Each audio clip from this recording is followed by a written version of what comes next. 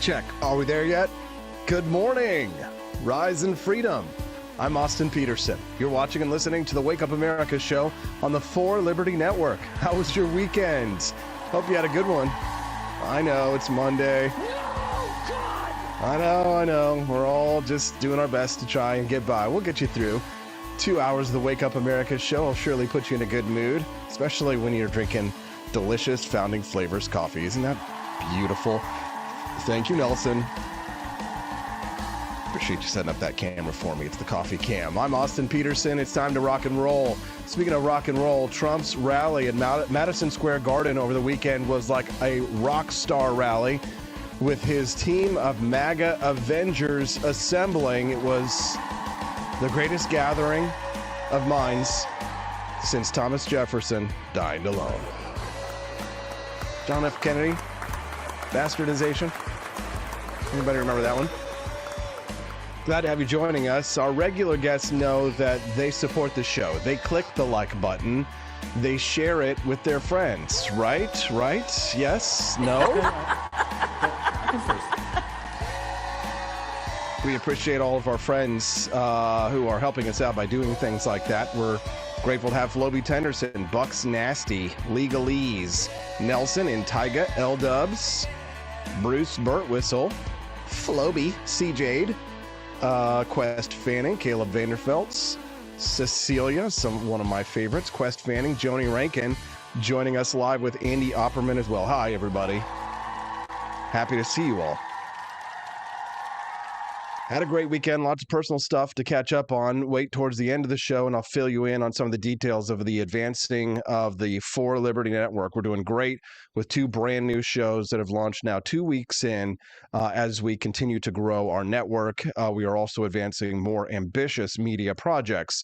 So please do help unlock that bonus content today when we hit the $60 bonus total, either at purchases through 4libertyshop.com, like our delicious Founding Flavors coffee, or by making Rumble Rants or YouTube Super Chat donations live during the show. Once we hit that $60 donation mark, you unlock the bonus content, and of course, you get some delicious coffee, or you help us to continue to grow the 4 Liberty Network. So thank you for that, everybody. There's too much news to be able to organize it effectively, and certainly too much than I could fit into a 2-hour segment, and many angles to cover. The Madison Square Garden rally, the Donald Trump interview on Joe Rogan. Did you guys get a chance to see that one? One of the biggest interviews, maybe will end up being one of the bigger ones in history. And I was speaking to my lovely wife about it over the weekend. She doesn't understand why we like Joe Rogan. They don't get it, guys. How dare you! The chicks don't get it. They don't understand. And I won't even admit to being like the biggest Joe Rogan fan either myself. I watch him, don't watch him. 3 hours is a long time to sit around watching a content. 2 hours, though. A live 2-hour show. 3 hours, but yes, you watch the Wake Up America show. You listen to the Wake Up America show, right? You watch the Wake Up America show so that you can get the little clips of Joe Rogan and Donald Trump, right? Because you ain't got time for this. Ain't nobody got time for that. You need to get all your news from one source, me and me alone. No, just kidding. Double check me, fact check me. It's okay. I don't mind. I'm working the best I can to be straight. Floby Tenderson says, no need to watch. Listen while you work, and you'll take the broom. The controversy exploding out of the Madison Square Garden rally was a joke that was made by comedian Tony Hinchcliffe about, I like to be in America. Okay, by me in America. Everything free in America. For a small fee in America. Oh. Buying a credit is so nice. Well, look at us and they charge twice. Austin, where are you going with this? The comedian made a joke about Puerto Rico, and now everybody's mad. Puerto Rico's mad. The Trump campaign is distancing themselves from the comedian over it, which I just think it's best to just kind of, let the sleeping dogs lie. You hired a comedian. It's like asking Ricky Gervais to host the Golden Globes. You know what I'm saying? You know what you're going to get. You asked for it.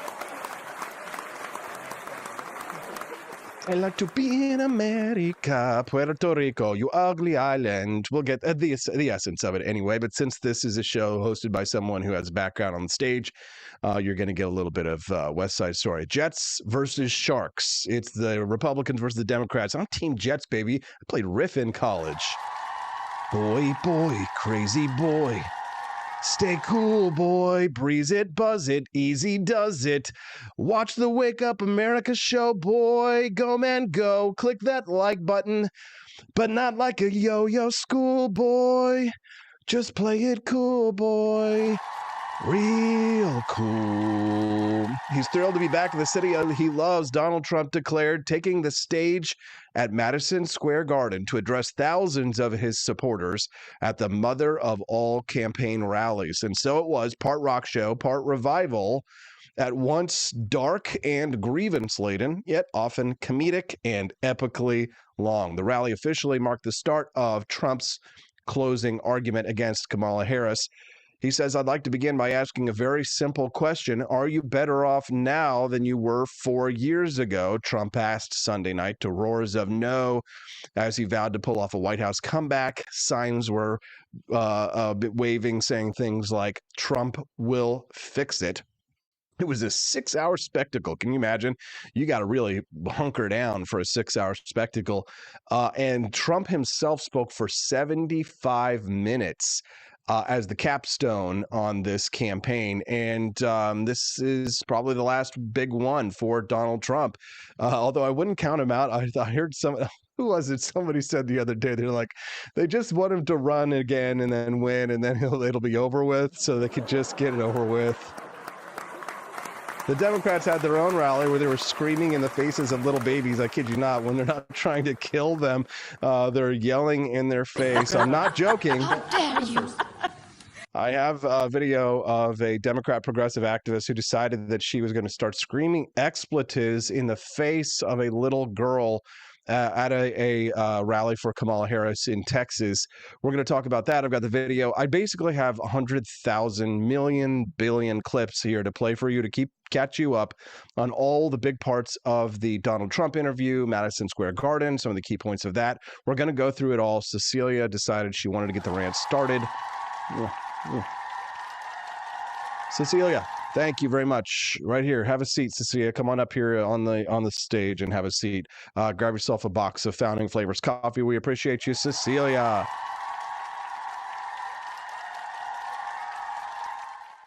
Donald Trump spoke about the issues that concern him at the rally, such as... We will get critical race theory and transgender insanity the hell out of our schools. And we will keep men out of women's sports. I will defend religious liberty. I will restore free speech, and I will defend the right to keep and bear arms. Our Second Amendment is under siege. Okay, Trumpy, we're going to hold you to all of that one. Meanwhile, the mainstream media, of course, was lighting into them. It was a Nazi rally, Hitler rally, KKK, everything all roared. The most evilest of all time, all rolled into one. Alexandria Cortez took to MSNBC to throw her tomatoes. Congressman, last night, right here in New York City, your hometown, Donald Trump held a packed rally at Madison Square Garden, and a number of speakers used downright racist and offensive language, no more so than the so-called comedian who said that Puerto Rico was an island of garbage. Can you just give us your reaction to what you heard last night, just hours and hours of frankly, hate, and what, frankly, how it could electrify this electorate? Well, there's a couple of things. As you mentioned, this was a hate rally. Mm-hmm. This was not just a presidential rally. This was also not just a campaign rally. I think it's very important for people to understand that these are mini January 6 rallies. Damn, she's so hot when she talks like that. Girl.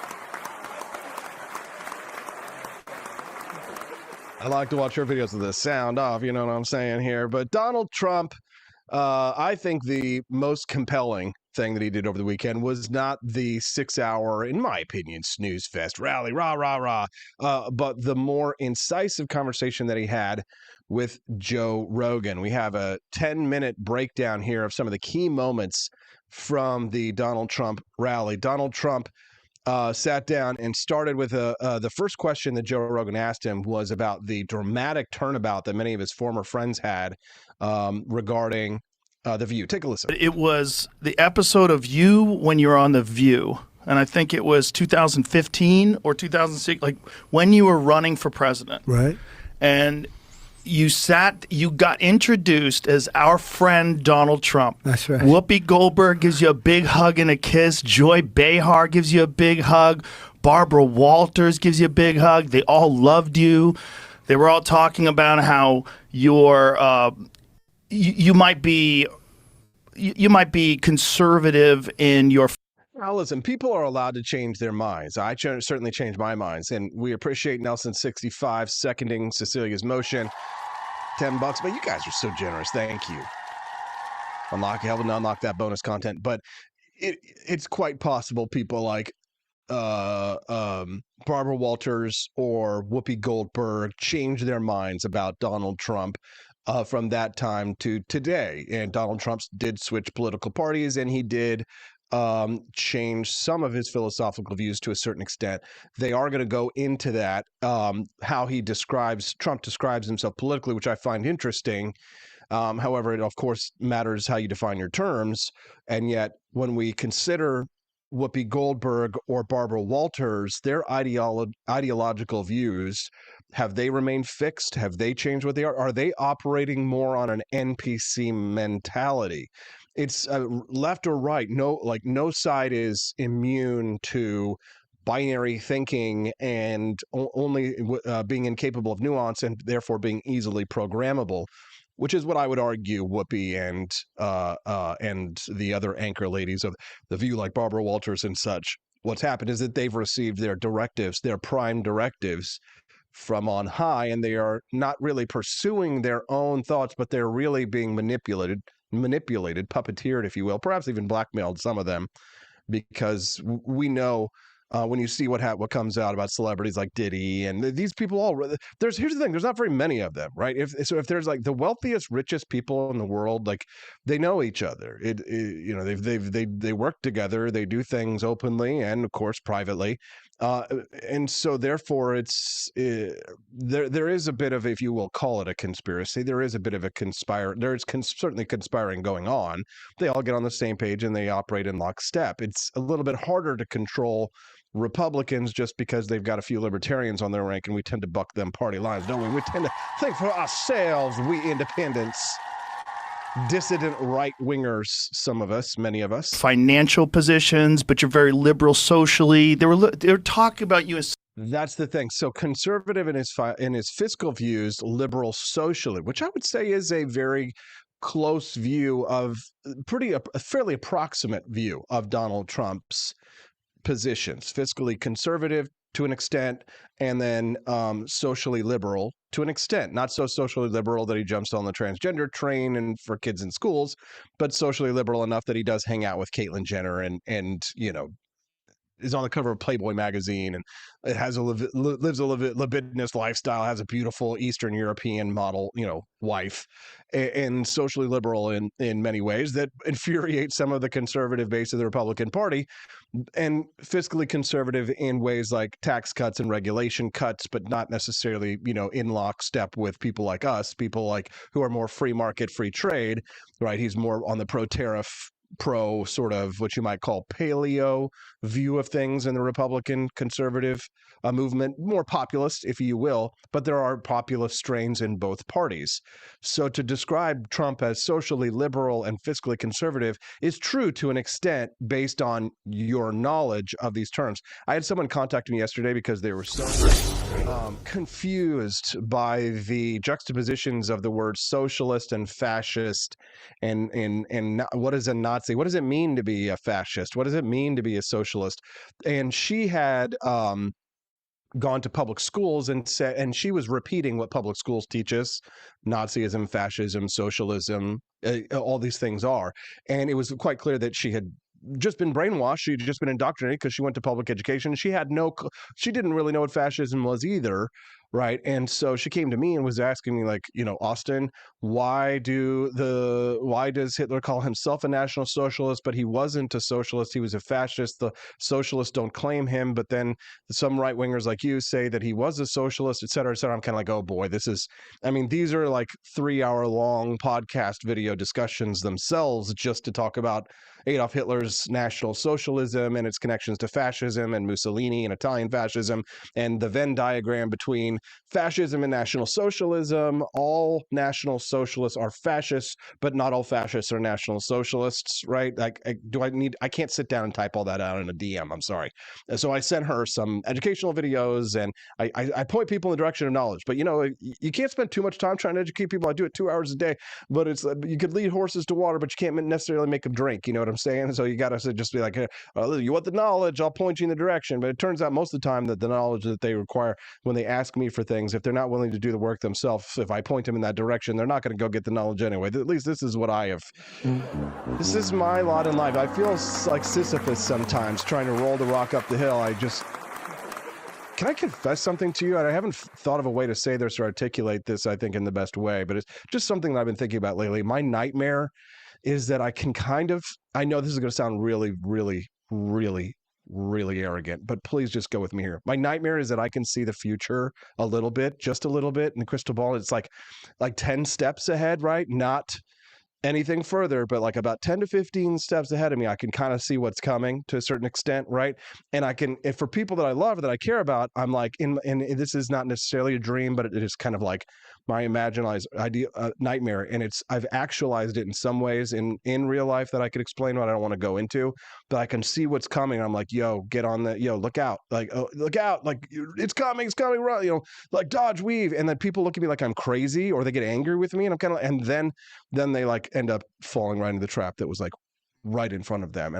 And sometimes I'm legitimately like, I told you so, like the Trump stuff, perhaps like being ahead of the curve, right? They're going to necessarily give you credit, right? They're going to, it's just, I don't want to go there. I'm just going to change subjects. Good morning. Welcome to the Wake Up America show.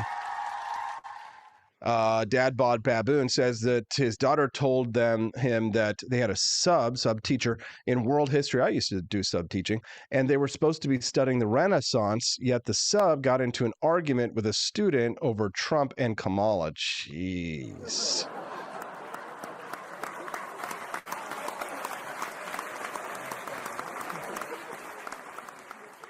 If we have moderators in the chat, if they could help get rid of the spam, that would be great. We appreciate it very much. And you guys should be clicking them like buttons. Lick the like button if you really love it. You got to lick it before you stick it. You've got to get it hot and wet before you get it.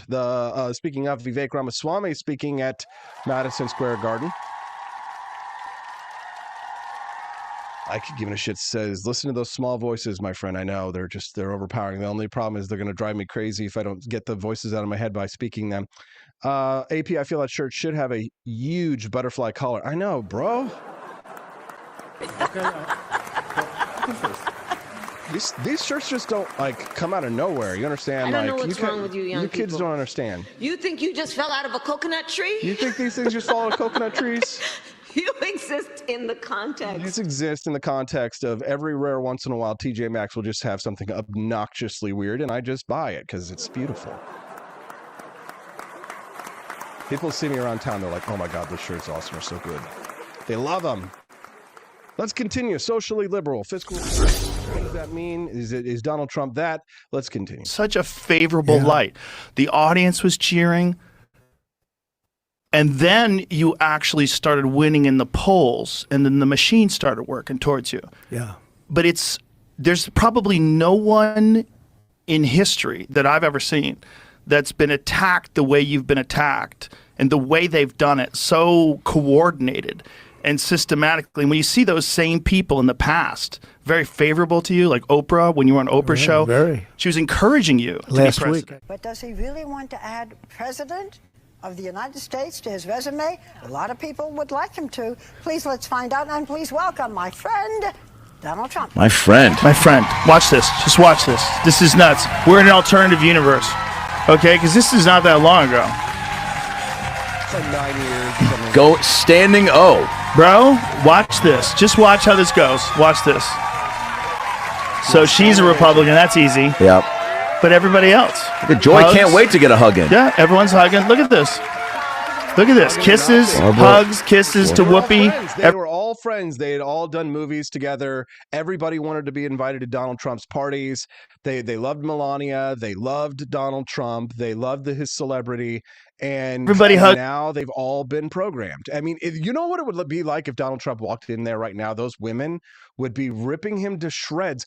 Listen, if a girl like in Texas, stupid fly, if that girl in Texas was willing to scream in the face of a little girl, get it. F this, that, into a baby's face. And good on the black woman, by the way, who's standing nearby, who like pushed the little white woman away and was like, no, girl, that's a baby. What are you doing? I'll play the video for you a little bit later. But if they're willing to do that to a baby, a little girl, well, they obviously, they mutilate babies, you know. It sounds like some fucking commie gobbledygook.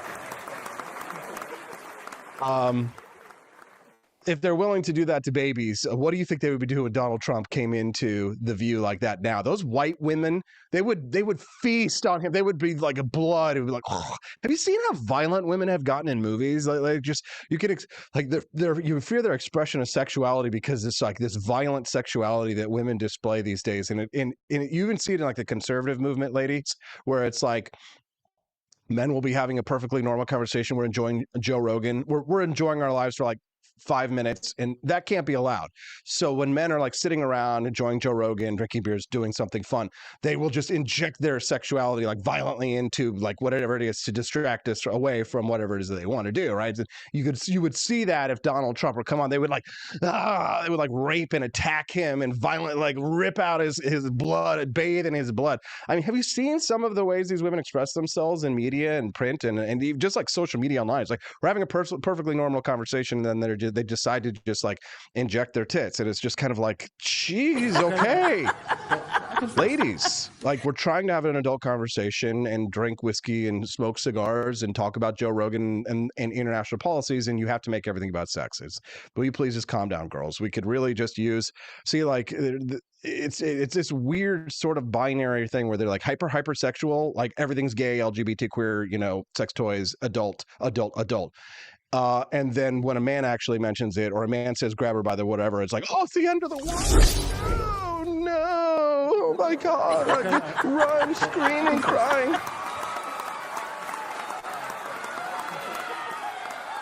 Right? Men are not allowed, white, straight, heterosexual men are not allowed to express their sexuality in any way, shape, or form, or it is a crime and it shall be punishable in a local court, by where you'll get a female judge, and she'll rule against you as the queen of human resources. You know what I'm saying? That's the world we live in. The nut vice. A vote for Kamala Harris. Well, I mean, isn't everything that I'm saying really here just completely encapsulated in this clip where it's... Do not come. Do not come. I'm going to come. No, I'm sorry to go there, but I mean... There's too many mentally ill women to run around and have talk shows. Hugs and kisses, even Joy Behar. Hugs and kisses. Even Joy Behar, hugs and kisses. See? Now, watch this. So I'm going to take you at your word that you have not decided yet when you're going to run, but you're thinking about it, and you've expressed some of your views, which are controversial and in many ways, but not to her. Well, not to her. Okay, you're a Republican, but let's say that you do decide in the spring, right? And your ideas resonate so much. On the other hand, we saw Newt Gingrich apologizing for his marriages and divorces. You've had 3 marriages, 2 sort of uncomfortable divorces. See, that's all they care about is sex and marriage and divorces and relationships and porn stars. Like these females, they don't say, what is your position on free speech, Mr. President? You know what I'm saying? They don't start the conversation. Like, they just cannot not talk about sex or marriage or divorces or relationships and cheating and porn stars and all that kind of stuff. Like, they say that, like, the men are like these, like, oh, they're dogs and they're hound dogs and all this kind of stuff. But, like, ladies, ask a question about international affairs, and you will see it sometimes happening in women from other countries, but not here in the United States that often, unless they're, like, you know, trying to be a man by pretending to be a man, in which case they will act like men and try and imitate men as poor caricatures of men, as we saw in a weird Ben Shapiro debate where he did like a 10-round debate with liberals, and one was this kind of chunky, fat white girl who was pretending she was a dude, and she was like mimicking this kind of like 1980s cartoon kind of like bully idea of men. It's like, you know, what I would say it's offensive, like if I would take offense at stuff like that, but I don't. Right? I know women would. I know that black people would. Puerto Ricans upset because we call it, you know, the comedian called it an island of garbage. You know, I don't really take deep offense at things like that. But if you think about it, it is kind of like my culture is not a costume. You know what I'm saying? Like, you're trying to pretend you're a man. You're not very good at it. No, you're a man. I showed my wife, speaking of, God, this is rated X, gosh. I showed my wife a really great movie over the weekend before they did South Park, or maybe right when they were just launching South Park. The creators of South Park did a movie called Orgasmo, and it's pretty funny. I was showing it to my wife. The best part of it is the song, Now You're a Man, man. Very funny movie, only rated R, adults and above. So if you're looking for something after the kids go to sleep, watched it in college. It was very funny. Do you think that the... Not really. They were very comfortable. Well, we won't meet you, Robert. Do you think... Getting laughs right away. That would bother anybody? I think the country is doing so badly, they want somebody that's going to help it. I think the country is never been in a position like it is right now. It's being ripped off by every nation, every intelligent nation. That was such a smart turnaround. President Trump. She's asking, your divorces and other people in divorce, they go right there for that attack and assault. Because again, they that's all they can think about. And Trump just immediately says, I think our country's doing so badly. He brings it around to what really matters, right? What actually matters. Why are we voting for President Trump? Because we don't give a damn about your stupid divorces, Barbara Walters. Shut the hell up, bitch. We don't care about that stuff. We're men. We care about what's going to actually feed you so that your fat ass can be prissy and sit in a beautiful chair, and you don't have to live in squalor like the Chinese do and go make fish heads for dinner, right? We make America the greatest nation in the world. We make it rich and beautiful so that fat vaginas like yourself can sit in that stupid chair and have your stupid opinions. You wouldn't have that opinion, bitch. You wouldn't be free to have that opinion if it wasn't for people like Donald Trump in the United States. God, whether it's China. God damn. They're taking our jobs, they're making all our product, and then they loan us back the money we pay them interest. That is whether crazy. It's OPEC. That's crazy. OPEC, which is look at this. Watch this. A field day right now. How about the Arab League? They say, we want you to go in. Serious issues, right? They're like, oh, but I want to talk about your divorce. I want to talk about who you had sex with. I want to talk about, did you have sex with this person? Or did you have sex with that person? That's what really matters, right? Sex. Libya. These are the wealthiest countries in the world. Why aren't they paying us? Okay, so then they change their minds also. But you didn't answer my question. No, I did answer your question. I really think people... people... It won't matter? I think maybe 10 years ago it would have mattered. 5 years ago. Yeah. The fact is, I think people want somebody now that's going to protect them and protect this country, because we're not going to be a great country for long if we keep going the way we're going right now. The audience cheers. Yeah. When we have France leading the charge, okay, France, this is our new leader. By the way, they led for about 2 hours. For those who might just be tuning in the Wake Up America show, I'm playing this interview, The View, that Joe Rogan was discussing about the difference in treatment. This was the first question that Rogan asked in his interview about Trump, about how quickly these Democrat women flipped on Trump when he decided to run as a Republican, and now they're playing that interview, and that's what we're reacting to. Later, Trump discussed some of his biggest mistakes in his administration. Here's what he had to say then. The biggest mistake I made was I picked some people. I picked some great people, you know, but you don't think about that. I picked some people that I shouldn't have picked. I picked a few people that I shouldn't have picked. And neocons? Yeah, neocons or bad people or just loyal. I would challenge Joe Rogan on that one to define what he means. I wish people would define their terms, because there is so much of a lack of knowledge or understanding. Does Joe Rogan know what a neocon is? I mean, is it because it's more than just a warmonger, right? A neocon really is a philosophical position. I gave a speech at Mercer University Law School about the 10 different types of libertarians. I think you'll be shocked when you hear that lecture that I gave. If you'd like to watch something for additional learning, you can find that lecture on YouTube, where Austin Peterson, 10 different types of libertarians it's at my YouTube channel, AP for Liberty. So if you want that, let me know. You can send a text to the show at 573-319-1586. We're playing Donald Trump talking to Joe Rogan about some of his bigger mistakes. Take a listen. People or people that were just people bad, that were into the people people got bad that, advice. Yeah, I mean, look, you're reading about him a little bit today. A guy like Kelly, who was a bully, but a weak person. You know more. So John Kelly was his former chief of staff, and Kelly is the one that accused Trump of saying that he needed generals like Adolf Hitler had, which Trump says is a lie. About bullies than anybody probably around, because you deal in a certain sport where the bullies are exposed very quickly. Yeah. But he's bad. Bolton was an idiot, but he was great for me because You're welcome, I Joey go in Rankin. with Thank a guy you. like a John Bolton. You know John Bolton. A friend of mine called. Pause. This is called what me I up. think. This might be the most important part of this interview here, and I really want to get into this one from a deep perspective here. The mistakes that Trump made when he talks about John Bolton here, because it has implications, important implications for you or I.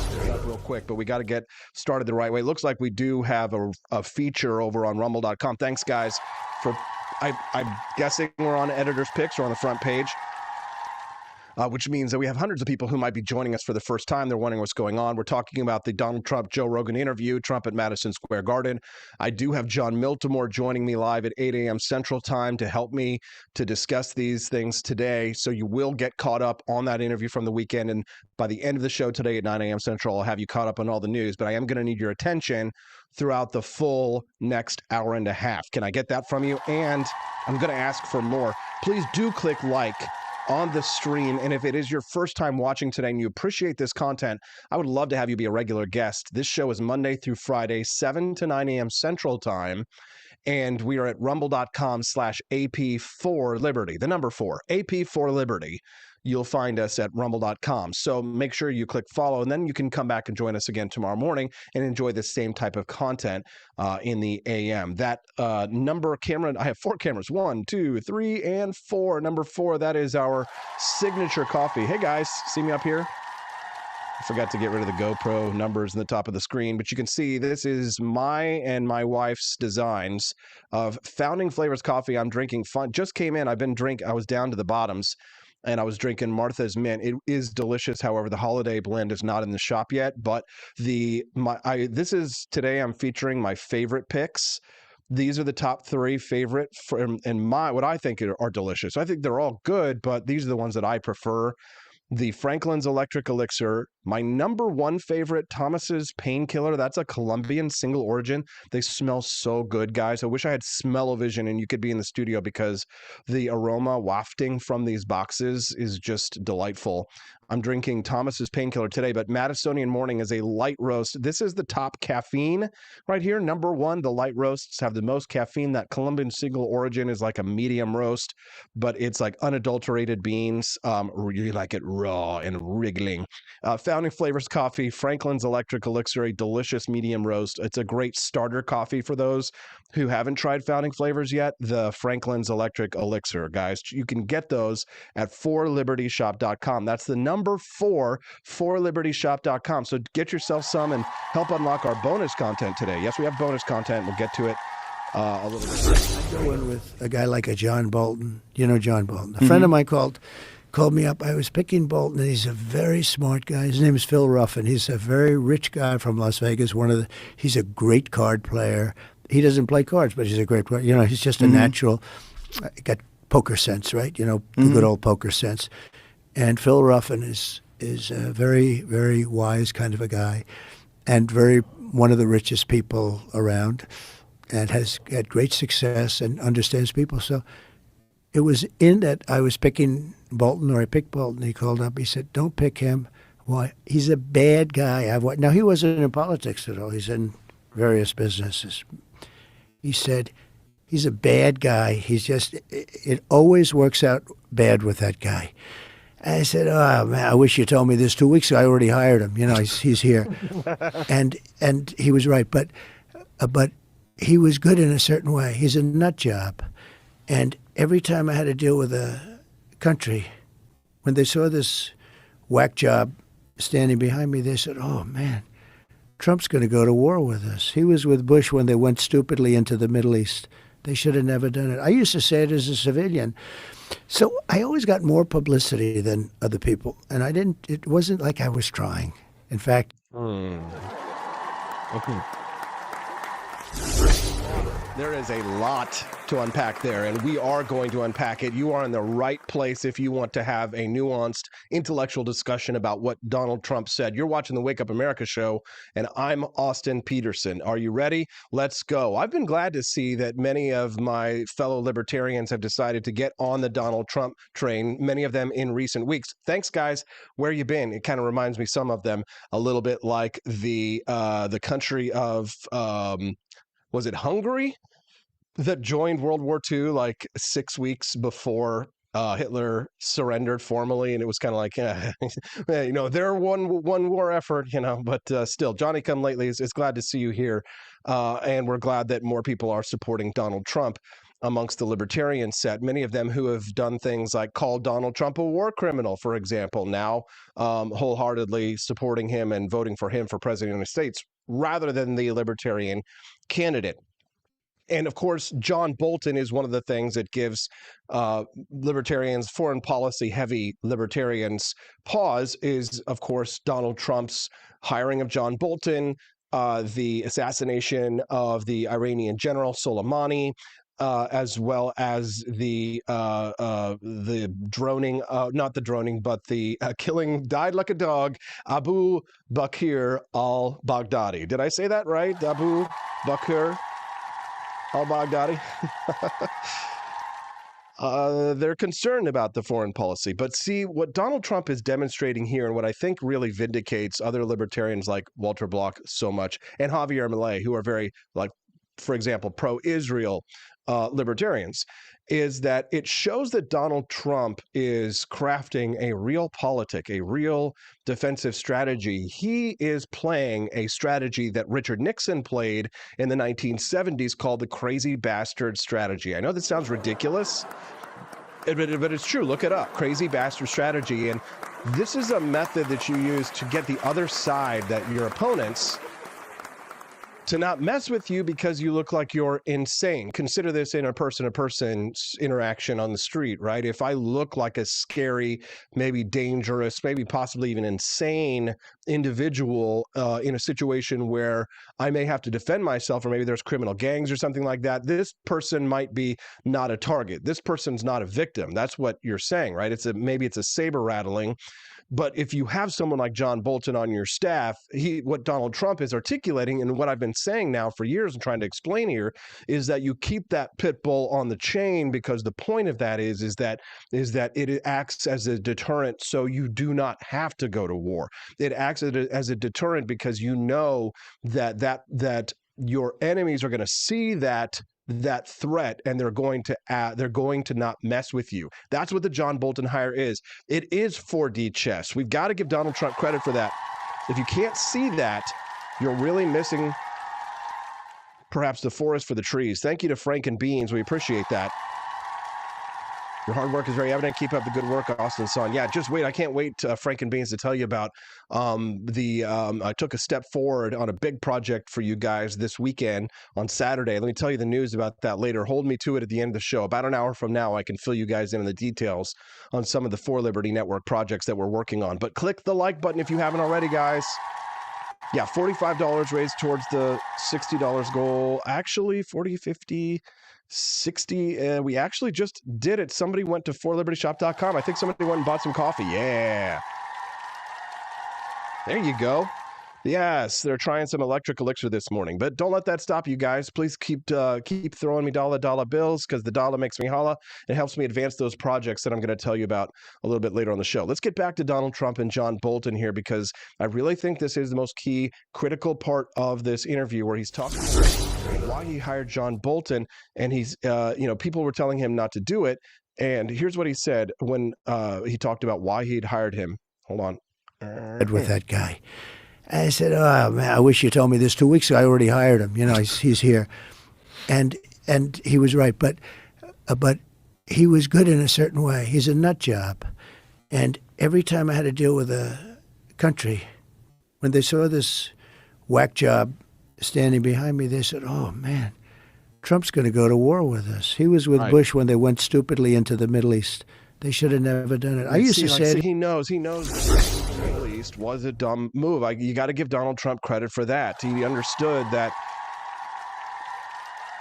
the wars in the Middle East were a debacle, and that shows his intelligence, and that shows that he has that more non-interventionist view. But he knows that we have to have peace through strength, and he recognizes that the United States does have enemies around the world, not just terrorists, but nation states who are dedicated to undermining us through subterfuge, through sabotage, and through in sometimes direct acts of war that we hope don't escalate into war. But at the end of the day, Trump knows to some extent who his allies are, and even the ones that he doesn't trust that he brings on his staff, he knows serves an important purpose. This is the mark of a true leader and a man who can, to some extent, keep them under control. I think he realized that even he himself could not keep them all under control, and he made some mistakes because he didn't abolish the deep state, and he didn't solve the problems that I think he can solve the second term because of the independents, the Democrats, and the libertarians that he's bringing on board for this go around, which is why I'm so excited. Vivek Ramaswamy, left libertarian, you might say, Robert F. Kennedy Jr. and Tulsi Gabbard, Elon Musk, right? These people are the ones who will make the difference from last time to this time. Last time, maybe more neocons. This time, maybe more independents, libertarians, and Democrats. I think it's an exciting coalition. I'd love to hear your thoughts on this one. Do you think I'm on the mark this morning? Would you like me to move on? You can also send me guest ideas at 573-319-1586. Again, the text lines are open. And you can text me at 573-319-1586. Sometimes when you watch Rumble, you might get some commercials, and some people say, oh, they're annoying. But I know how to fix that and support Rumble at the same time, and that is to support them as a platform by becoming a Rumble Premium member. I'm a Rumble Premium member. I've been one for over a year now. I give Rumble $10 a month because it matters. The future of free speech. They didn't censor. They didn't have biases. They're attacked daily for allowing speeches like these to exist on the internet. I can't have freedom of speech on most of the platforms. I can't say what I'm saying on most of the platforms because no matter what you may think of me, it doesn't matter. The left thinks that I'm a Nazi. You know what I'm saying? Rumble will let me have free speech. And I'm a member of the community. I went to rumble.com/premium and I used promo code STUDIO to get a $10 off promo code. Like I said, if you have the means and you believe in the cause, now's the time to join Rumble Premium. If you don't have the means, we're happy you join us on Rumble. Click like, interact with us, drop some comments, guys. And of course, you see that text line at the bottom of the screen. Thank you, Rumble. Especially with 1,000 people. I know you guys put me on the front page today, and I am extremely grateful. We're having a conversation about foreign policy, Donald Trump's John discussion. It's a pivotal moment in the Joe Rogan interview, which shows to me, and I think many libertarians now recognize who have been so heavy on foreign policy. You must be this on foreign policy. You must be this on foreign policy. I think now they've come around and they're endorsing Donald Trump, many of whom they were calling him a war criminal years ago and in recent years, saying that he's no different from the Democrats. Now they're coming around to my side of things and they're recognizing Donald Trump's foreign policy is a foreign policy that is more amenable to libertarianism. And that is the truth. And I can back it up. Former libertarian presidential candidate here, you're watching, I ran in 2016 against Trump, seeing that I was wrong. And now I see after he governed what a good president he was. Rogan has also not historically been a Trump fan, said things like this. So I always got more publicity than other people. And it wasn't like I was trying. In fact, I don't know exactly why. Maybe you can tell me why. Oh, I could definitely tell you. You said a lot of wild shit. Maybe. Maybe he said a lot of wild shit, and then CNN, in all their brilliance, by highlighting your wild shit, made you much more popular. Yeah. and they boost you. Good analysis. The left did create their own worst enemy in many ways, right? They made him taboo. They made it a rebel. Like if you wanted to support Donald Trump, it was an act of rebellion, which Americans are just going to jump on. In the polls because people were tired of someone talking in this bullshit pre-prepared politician lingo. And even if they didn't agree with you, they at least knew whoever that guy is, that's him. That's really him. Yeah. When you see certain people talk, certain people in the public eye, you don't know who they are. You have no idea who they are. It's very difficult to know. You see them in conversations. They have these pre-planned answers. They say everything. It's very rehearsed. You never get to the meat of it. One of the beautiful things about you is that you freeball. Like you get out and you do these huge events. Okay, so I don't think Donald Trump, he probably doesn't know what freeballing is. Maybe he does. He's pretty fun. He's pretty fun and funny. This is the man of grab her by the you-know-what fame, by the way. You know what I'm saying? So freeballing means that you're not wearing underwear that day as a man. Women, this is what happens when you don't watch a Rogan show. You don't know what freeballing is, right? But I see CO Day over there on the chat. Chad, is this your first time here, CO Day? I don't recognize the screen name. Brother, if it is, welcome to the show. He says that he's supported everyone that Trump brought on his team longer than he's supported Trump. He's ready to see what happens with the next administration. Yeah, like what, like Tulsi Gabbard or Robert F. Kennedy? I'd be curious to hear CO Day. He says, did you just suggest abolishing the income tax, replacing tariffs? Oh yeah, that's another good moment. Don't worry, I'm getting there, CO Day. Click the like button, friends. And we're free balling. And you're just talking. And you're making. We've highlighted you on the show many times when you did this Biden impression where he's walking around, he doesn't know what he's doing. It's funny. It's stand up. It's funny stuff. But it's like you and you're making fun of Elon one time. You're doing an Elon impression. It's great. You have like comedic instincts. Yeah. Like when you said to Hillary, you'd be in jail. Like it's great timing. Yeah. Well, here's the thing. To me, you have a comedic instinct. That's a good sign to me. There are people on the left who can be funny, like comedians and things like that. Their movies or stand-up maybe I've enjoyed, and I know that they're Democrats or leftists, right? Like I enjoy reading Stephen King's books, even if I think Stephen King is a stupid commie, idiot, right? So no offense, but it sounds like some fucking commie gobbledygook. The more someone is capable of generating laughter or has a sense of humor or funny bone, the less likely I am to think that they're probably insane. Because the people who are the craziest people are the people who do not have a sense of humor. You can tell they've got to stick up their butt. It's like some of my friends who have gone into Trump derangement syndrome. They cannot laugh. They cannot. Just like this Puerto Rico joke that the people are talking about that some comedian made at Madison Square Garden over the weekend about Puerto Rico being an island of trash or garbage, if you will, and everybody's up in arms and they're clutching at their pearls, et cetera, et cetera. And like nobody's stopped to make the Anita West Side Story joke, but me, Puerto Rico, you ugly island, let it sink back in the ocean. I like to be in America. It's the Wake Up America show where we love to be in America. We love America, damn it. Brother, speaking of, Hulk Hogan was at the Madison Square Garden rally as well. But it's like that kind of stuff was unheard of as a politician. Like no one had done that. Hold on, next clip. By the way, Elon is great. You can do that. Elon did that. By the way, Elon is great. That guy is such a great guy. I think you're a fan of Elon. He is from a different planet. He's Elon Musk from a different planet. Yes. So Trump here talking about Elon Musk, the richest guy in the world. We've covered on this show extensively about how young men, when they talk about our aspirations, what do we care about in the future? We want to be not like Kanye. We want to be like Elon. Yes. We want to be like Kanye. Record scratch. We want to be like Elon. The greatest guy. That rocket coming in. Yeah. I told the story once or twice. So you may have heard it because these speeches have been good. Did you see the one last night? Yeah, 29,000 people. That was yeah. And the one the night before was the same thing. We are rocking and rolling. But Elon, and I'm talking to this very important guy. I say, wait a minute. I'm looking at something. The television's unmuted, right? And I see this rocket. It's all brown from the heat. It's like 10,000 degrees pouring down at thousands of miles an hour. And I see this thing, it's like a 20-story building. And it catches And I say to this guy, who's an important guy, wait a minute, let me just put you down. Hold it. I got to see this. And I see this, and it's going to crash. I say, it's going to crash into the gantry. They call it a gantry. I said, oh, man, that's going to be a disaster because it's starting to get very close.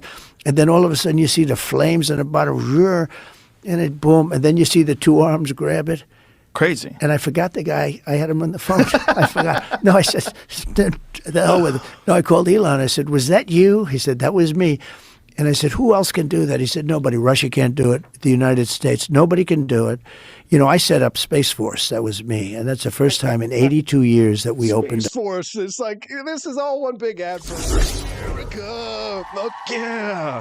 Coming again. Sing the American world. It's going to be America first, okay? America first. America first. That's what the Wake Up America show is all about. I'm Austin Peterson, and I am your sensei. Bow to your sensei.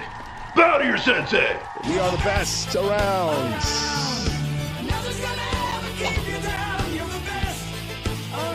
Wake Up America show streams live Mondays through Fridays, 7 to 9 a.m. Central Time.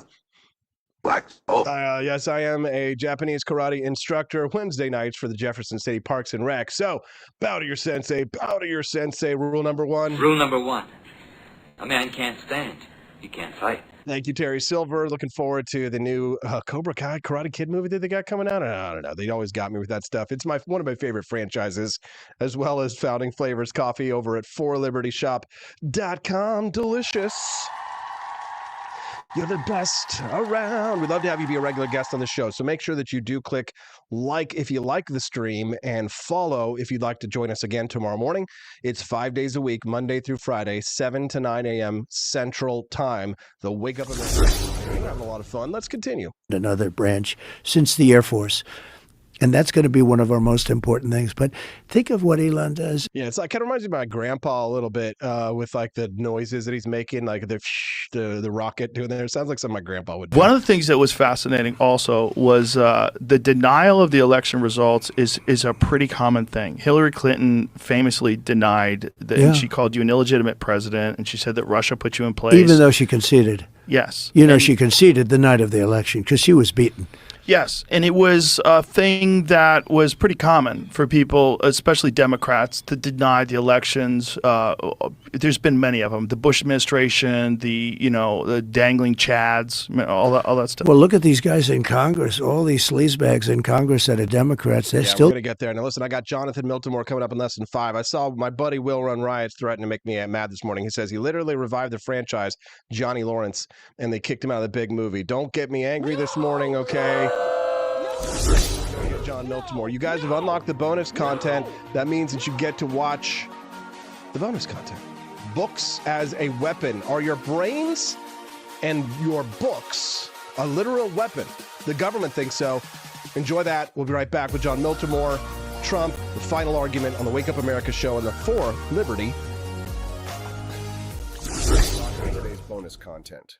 We appreciate your financial support as we continue to expand into more ambitious projects on the For Liberty network. Today, ask the question, are books and brains weapons? The U.S. government thinks so. Are books and brains weapons? The U.S. government seems to think so. Under federal law, sending items like user manuals or algorithms can be akin to exporting weapons. In 2011, Oleg Tishchenko, an avionics programmer, logged onto a forum and made a simple request for shipping help. He wanted an F-16 flight manual, unavailable outside the U.S., shipped to him in Russia. Tishchenko's job was to replicate real-life aircraft operations in simulation games. Flight manuals were crucial for this detail, yet some forum users cautioned him about U.S. weapons laws. He dismissed the warnings, thinking the forums were overly cautious, as similar manuals were available on other websites without issue. However, his post attracted unwanted attention. His eBay account was banned and an undercover agent approached him online. When he applied for a German visa, he was flagged for a weapons smuggling investigation. In 2018, Tishchenko was arrested in Georgia and handed to U.S. Marshals. He pled guilty to violations and was sentenced to time served before being sent back to Russia. The incident turned into a running joke among video game fans, with some posting military documents online, despite the legal risks. Weapons manuals, though not blueprints for making weapons, are considered munitions under U.S. regulations. This means sharing them with foreigners can be treated like exporting bombs. Beyond manuals, the U.S. government has similar views on information like encryption algorithms, once classified as munitions, restricting their export. Numerous technologies, from satellites to medical equipment, face strict export controls under dual-use regulations, impacting scientists and businesses alike. Penalties have been severe, with companies like Seagate Technology facing massive fines for violating these rules as enforcement tightens further. While intended to prevent arming potential enemies, these laws have extended beyond traditional weaponry, affecting global technological and scientific collaboration. The U.S. has used export controls as a strategic tool, impacting industries and scientific progress, sometimes treating harmless items as potential threats. Cryptography highlighted public policy issues with export controls, with pioneers like Phil Zimmermann facing legal challenges for making encryption accessible. Zimmermann's PGP software helped ordinary people secure communications, sparking government scrutiny amidst wider debates on privacy and security. Public backlash eventually led President Clinton to relax these controls, though tech companies still had to notify authorities before releasing encryption software. The U.S. government has also targeted scientists for international collaborations, as seen in the case of Iranian researcher Masoud Soleimani. Soleimani sought protein samples for medical research, unaware that his actions would lead to federal scrutiny and criminal charges. Despite the benign nature of the research, U.S. authorities labeled it suspicious, building a case against multiple scientists involved. These incidents highlight the tension between national security and scientific advancement, affecting global collaboration in various fields. Export control laws rooted in historical context now pose challenges in the modern era, impacting innovation and cross-border cooperation. As geopolitical tensions rise, these laws continue to shape global dynamics, raising questions about their broader implications and effectiveness. The balance between security and scientific freedom remains delicate, with ongoing debates about the reach and rationale of export controls. Ultimately, such regulations underscore the complexities of modern governance as nations navigate the intersection of technology, security, and collaboration. Maybe.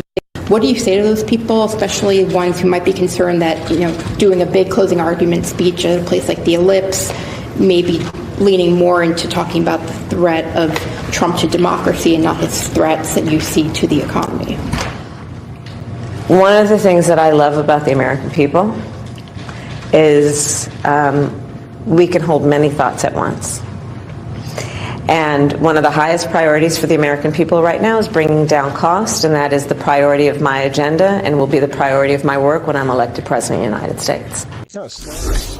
There. Good morning. Drunk? What is that? One of the things I love about the American people is we can hold many thoughts at once. Are you sure there, Kamala? I'm a little bit tipsy this morning. Everybody in the club getting tipsy. Welcome to the Wake Up America Show. I'm your host, Austin Peterson. Yeah, it's Monday. I know. No, God, please, no. Brr. It's starting to get cold outside here in the Midwest. How about you? All across America as fall sets in, freaky season, spooky, scary skeletons. Kamala Harris becomes president of the United States might be the worst trick that the devil ever played on the American people. Can Trump eke it out? My next guest, John Miltimore, thinks that Trump is a sure thing? I mean, pretty damn near close is the way he was saying. John Miltimore, how you doing this morning, brother? Hey, I'm doing great, AP. Good to be with you, man. Hey, you sounded pretty confident about Donald Trump when we were chatting backstage there, John. How are you feeling? I look at the numbers. An objective look at the numbers. If you compare Trump to where he was in 2016, 2020, things look. If you're a Trump supporter, you feel very, very confident right now. If you look at betting markets, if you look at battleground states, everything is tilting Trump's way at exactly the right time. Doesn't mean shoe in. I'd never say shoe in. Betting man, yeah, absolutely. You're putting the smart money is on Trump right now. He has all the momentum. Like I said, all his polling in battleground states looks good. The Electoral College is clearly in his favor. And you look, he could win the popular vote. Like that's something. I mean, that's another metric to keep in mind. In national polling, he's either tied or leading in several of these polls. So I think you sense a great deal of anxiety among Democrats, and I think there's reason for that. Unlike the previous two elections with Trump, the data are all pointing in his direction right now. John, it's kind of crazy because you think about New York, for example, and if it weren't for New York City, Trump could win New York. I mean, if that one city takes it all the way, you would know as a Minnesotan about what your urban areas do to your state, for example, turning it blue. Yeah, our state's weird because you have this one giant metro area, right, in the whole state. You have two major cities and a bunch of other cities. Then you got greater Minnesota, which is very rural and much more conservative. New York is a little bit, I guess, in some ways similar as well. But yeah, like New York City is going to be the turd in the punch bowl for Trump there. But I haven't looked at New York that closely, but I have like looked at like even places like New Jersey. Trump is look at early voting in New Jersey right now. He's almost even in New Jersey, where if you look at 2020, 2016, that was not the case. Trump has crossover appeal. Trump, I was speaking to somebody. There's a lot of angry DeSantis people out there still, like they just never got over the primary, and so they're out there kind of trashing him from the right, and it's like. They're like, Ron DeSantis should be the president and he should be the candidate, right? And it's kind of like they're blinded by their love of their candidate so much. Not to say that he's a bad guy, but I'm saying that the rest of the country, the entire country is not like Florida. The entire country is not like I mean, Trump is he's a New York Republican in many ways, right? So he has so much crossover appeal, notwithstanding the fact that he's a Republican, he's getting a lot of those strongholds from the South, but he does have some crossover into Rust Belt states, places like Ohio, places like upstate New York. He can bring people over to his camp that a traditional conservative Republican couldn't do. Isn't that the case? Very much so. And if you look, this is something, Pete Navarro had an article. I'm trying to remember where I read this. But he was talking, he was taking on John Kelly and kind of talking. Most of the article was how John Kelly is this combative figure who attacked Navarro, who's very dishonorable. Most of it was like that. But what Navarro said was interesting to me. He said John Kelly didn't understand the power of tariffs. And what Navarro meant, he was not talking about tariffs as an economic issue. He was talking about their political power in these states like Pennsylvania, in Michigan, in Wisconsin. And he might be right there. I'm like you, Austin. I think tariffs are bad, like they're a tax, like in and of themselves. Put aside trying to replace them with an income tax and all that. Tariffs aren't good because they make the cost of goods go higher. Let's not put aside the income tax. We're gonna just bookmark it so we can find it later. But please, and continue. I'd love to talk about that. But as far as their political power, this shows Trump had figured this out. Like these were states that were transformed by industries that moved to China or to Vietnam or to wherever they could, and then they made stuff and then sold it here. And those policies did have an effect on these communities. Trump saw that kind of in a way no other Republican did. And I think that is why he has such great appeal. And I think for progressives they struggle, like this guy runs around in a suit and tie. He doesn't play the game whether it was John Edwards or Tim Walz wearing the flannel shirts and so forth, like Trump dresses in a suit, but he has this appeal with these Rust Belt voters in a way that no Republican in my lifetime has. I want to talk about the replacing of the income tax with the system of tariffs. It is more constitutional correct historically.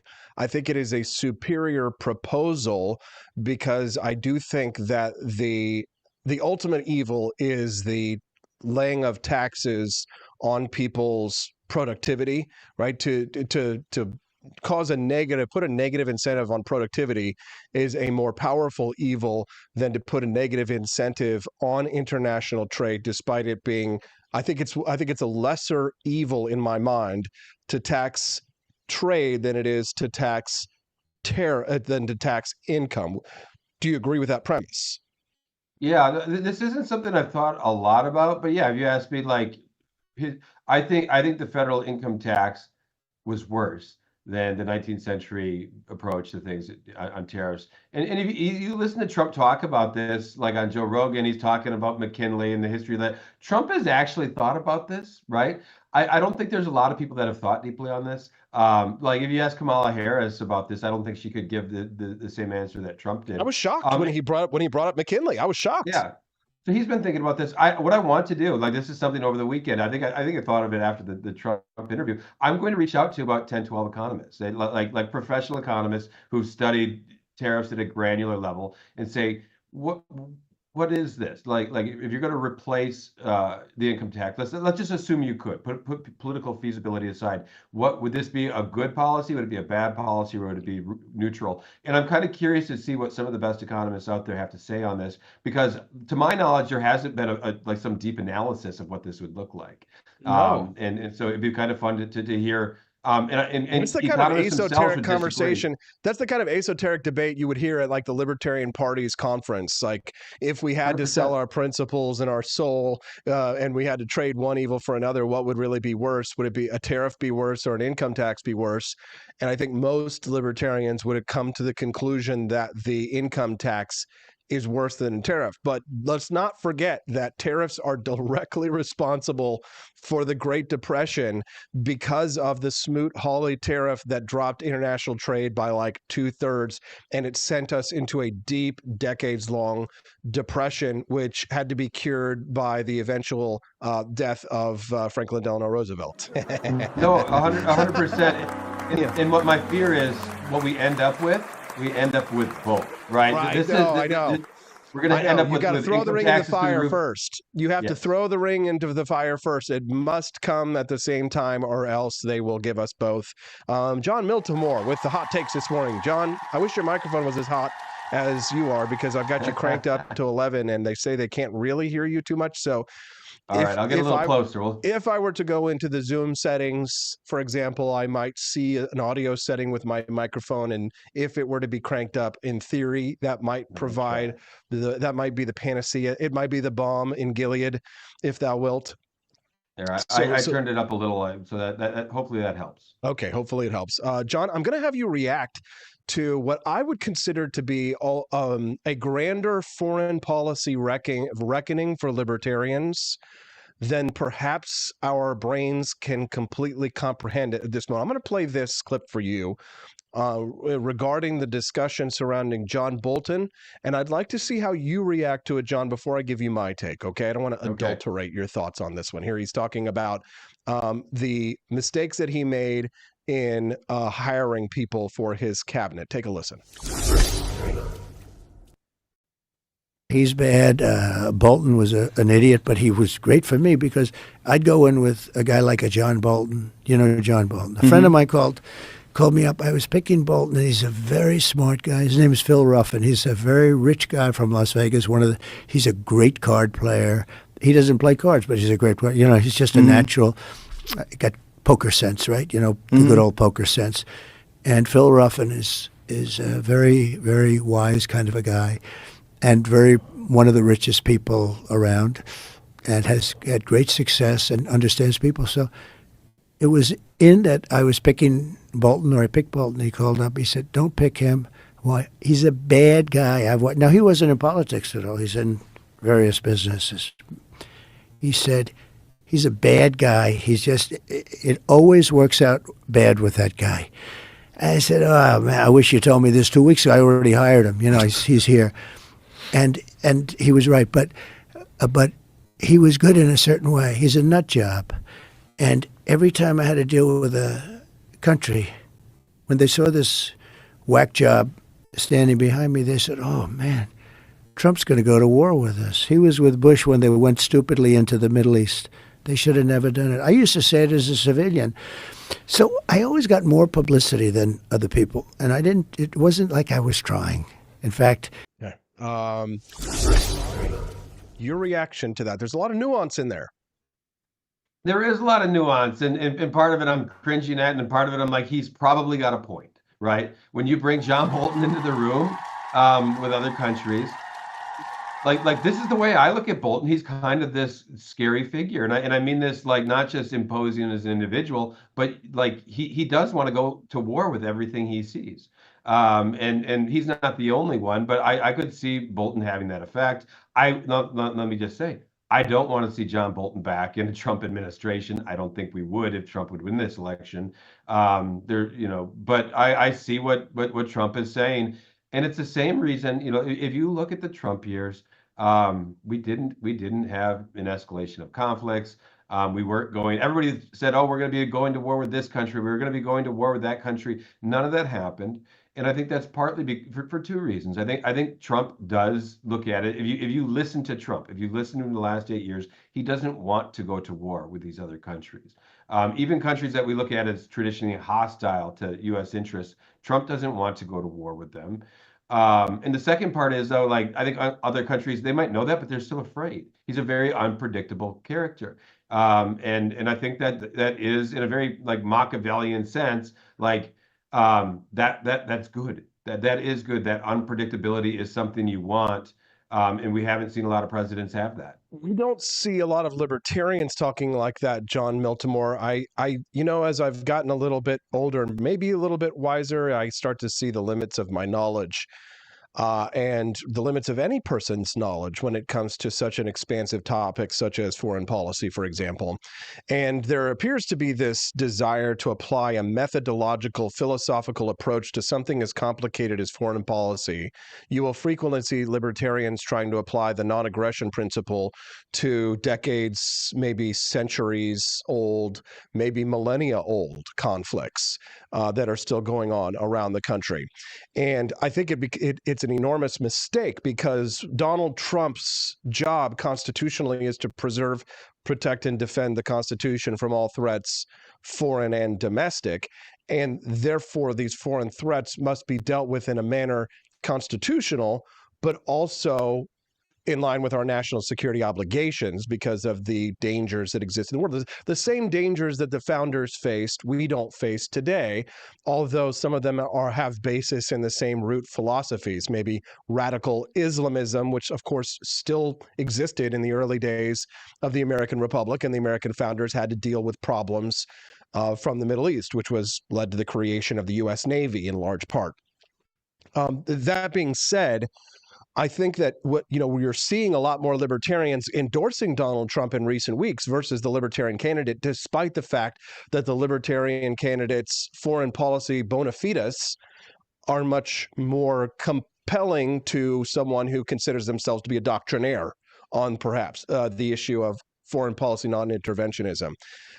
I think as someone who came into the libertarian movement on the basis of Ron Paul's comments on 9/11 and the Giuliani foreign policy moment, I can say that I think I have a more complete, or at least a closer to complete understanding of the root basis of some of these conflicts overseas. And Donald Trump's foreign policy, while not being so, it would not be in accordance with anyone who is at the Mises Institute, right? Perhaps, but it seems to be in accordance with the actual national defense priorities of the people of the United States. He doesn't pander to our demographic or our thought processes because perhaps he sees that in John Bolton that he's an insane maniac, but maybe we have some insane maniacs on our side too who would do something rash or drastic and perhaps put the American people's lives in danger in accordance in order to serve some political philosophy, which strikes me as wrong and perhaps even dangerous. Yeah, one of the things, if you look at Trump, I'm going to say he's embracing this idea of realism in Yes. foreign policy that we haven't seen in a very long time. If you look, both the Democrats and Republicans for probably the last 30 years have embraced this sort of idealism, like this idea of Wilsonianism, even, right? Like the job of the U.S. military wasn't just to defend our shores. It was to spread democracy abroad and to export Americanism and Right. all these things. This is not Neoconservatism. very much, and you see it. It started with the Bush administration, but that policy, that approach, really spread then after Bush to both Obama. We've seen it really in the Biden administration to a new degree, right? We're seeing this heavy-handed approach in Ukraine. For example, John Bolton considers himself to be a libertarian and has argued such to me directly in a podcast interview that I did with him, and to Judge Napolitano directly. Even said it on Fox News. If you go back to 2010 to 12, that area, you'll find some of that median data out there. And his argument is that while he believes in domestic free markets, international free trade, the ending of the drug wars, he believes that it is in the best interest of the United States to have a lean forward foreign policy, which is, of course, fight them over there so we don't have to fight them here, which can, of course, lead to the negative secondary and tertiary consequences, or the unintended consequences of that foreign policy being brought home in the form of the loss of civil liberties, the Patriot Act, et cetera, et cetera. This is news to me. John Bolton calls himself a libertarian. That is correct. And if you watch a speech that I gave at Mercer University Law School about 6 or 7 years ago, where I talk about the 10 different types of libertarianism, I go on the scale and at the least libertarian to most libertarian. And neocons actually just made the cut in that they are pro-international free trade, anti-tariff, pro-immigration, pro-ending the war on drugs, many of them, right? They are just very heavily foreign policy interventionist. Otherwise, their domestic policy is very much, some of them might even say we're civil libertarians, although many of them, of course, pass things like the Patriot Act and others. Many of them are not. There's disagreement in the ranks of neocons, just like there's disagreements in the ranks of minarchists and libertarians, et cetera, et cetera. But in the broad spectrum of the free market right of those who adhere to what I would consider to be a more Austrian framework, for example, you would have those neocons, those Bushies, who would prefer to drill baby drill. They just have that interventionist foreign policy because they're not communists in the sense that, like, Kamala Harris's dad is a communist, right? They're not Nazis in the sense that they are believers in the tenets of National Socialism, right? And they're not fascists in the sense of Italian dictator Mussolini. They believe in free markets, free trade, immigration, etc. They just are heavily, heavily pro-military. They are for a standing army. They are for an America that polices trade routes, et cetera, et cetera. But they consider themselves to be libertarians because of their stances on domestic policies, international free trade. It's things that you and I would agree with them on. Therefore, that puts them on the right, but just barely past centrist because, as members of the Republican Party, because they are with us on those many issues. And then, of course, you run the spectrum from there down until you get to anarcho-capitalism at the very, very, very end of that spectrum. But then on the other side, the left, you've got communism, socialism, neoliberalism, et cetera, et cetera, et cetera. Does this all jive with your understanding of these terms? It does. You'll have to send me that a clip of that afterward. I'll do that. I enjoy watching that. I'll do that. And so when it comes to someone like Donald Trump, he is taking a approach, a heterodox approach, which I approve of. He's bringing in people into his cabinet and in under his auspices that are of different ideological stripes, and if he puts them in the right positions, take, for example, Tulsi Gabbard. What if she worked at the VA? She could probably get a lot done for veterans. What if Vivek Ramaswamy had some job in the Treasury or could oversee the ending of the Federal Reserve, for example, or if Robert F. Kennedy Jr. was responsible for, health programs in schools before we managed to shutter the Department of Federal Education or something like that, right? And like getting us better guidelines for healthier foods. You could see an administration that Trump would build that would not be an ideologically libertarian, pure administration. But if he had a Vivek Ramaswamy, if he had people who believe what we believe, along with a John Bolton to act as the pit bull and terrify the Iranians that we're going to blow the hell out of him. As long as he doesn't do it, I'm fine with them being afraid we're going to do it. And then when it comes to the other issues, some of his economists were downright pure libertarians, like Vance Ginn, for example. There's something to be said about a vast coalition of right-wingers all united, pulling in one direction. It kind of reminds me of the old Ron Paul days a little bit. How about you? No, the heterodox approach is one I've always admired. And if you look back, it was kind of like the trendy thing to talk about. If you go back to look at Team of Rivals, right? Remember that was the Doris Kearns Goodwin book, and everybody talked about Lincoln brought in this very diverse cabinet, right? All these different views. I mean diverse in an ideological sense, of course. Former people that he ran bitterly against in the election and so forth. And Obama he liked to talk about that. And he brought in a couple fringe Republicans, but there really wasn't a lot of diversity ideologically in that administration. I'd love to see Trump do this. There are dangers in that, of course, right? When you get people of very different worldviews, they're going to clash, they're going to fight. But this was something I enjoyed. Trump talked about this recently, or one of his surrogates did. I can't remember. He talked about his own administration, and all these people that Trump fired are now attacking him. They're saying, "Look, the people that served you are now saying how awful you are." And Trump's point was, it's because I fired these people. They weren't doing the job I asked. I fired them. It's much harder to see that. Like I didn't see a whole lot of high-profile firings in the Biden campaign or during the Biden presidency. And look at it, Afghanistan. Look at that withdrawal, for example. Like what a mess that was. And what do you have for accountability? Nobody really paid. And that this is what frustrates Americans about politics. Like you have these massive screw ups, and there's nobody held accountable for it. There's nobody that said, "Okay, you're out." You look at the Secret Service stuff recently, how you had a president, former president and presidential candidate was shot. Did anybody actually say, "Okay, you didn't get the job done, you're out"? When people fail in politics and government, so often accountability is rare, and that is one of the problems. So the fact that Trump did take this approach, like if you're not getting it done, I'm going to fire you. That's the right approach. The problem is you make political enemies, and you have people that are coming back and say, "Oh, I talked to him. Guess what? He told me he loves Hitler. Like he admires Hitler in these things."